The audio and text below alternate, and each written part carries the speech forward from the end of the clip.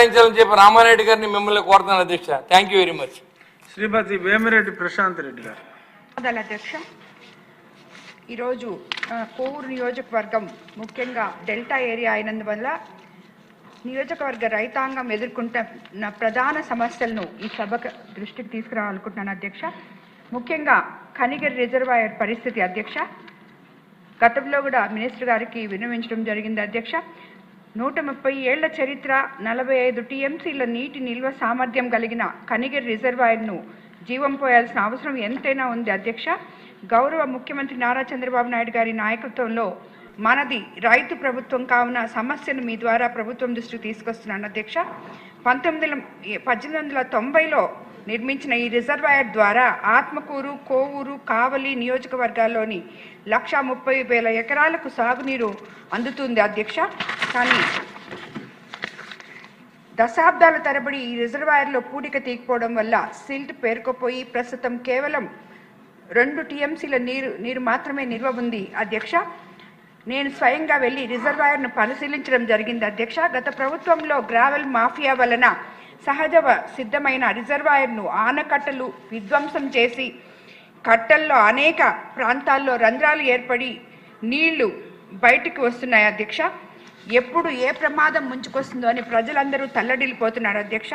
కావున సరైన నిర్వహణ లేకపోవడం వల్ల ప్రధాన రెగ్యులేటర్లు, క్రస్ట్ గేట్లు శిథిలావస్థలోకి చేరాయి అధ్యక్ష. రిజర్వాయర్కు సంబంధించి మట్టి కట్ట బలహీన పడిపోయింది అధ్యక్ష.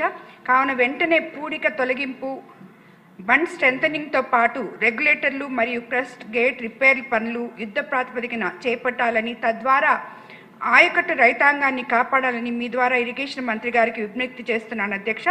కోవూరు, కావలి నియోజకవర్గాల పరిధిలోని బుచ్చిరెడ్డిపాళెం, కోవూరు, విడవలూరు, కొడవలూరు, దగదర్తి, బోగోలు మరియు అల్లూరు మండలాలకు సాగునీరు చేరవేసే సదరన్ ఛానల్, ఈస్టర్న్ ఛానల్ మరియు పైడేరు ఎస్కేప్ ఛానల్ మట్టి కట్టలు కూడా చాలా బలహీనంగా ఉన్నాయి అధ్యక్ష.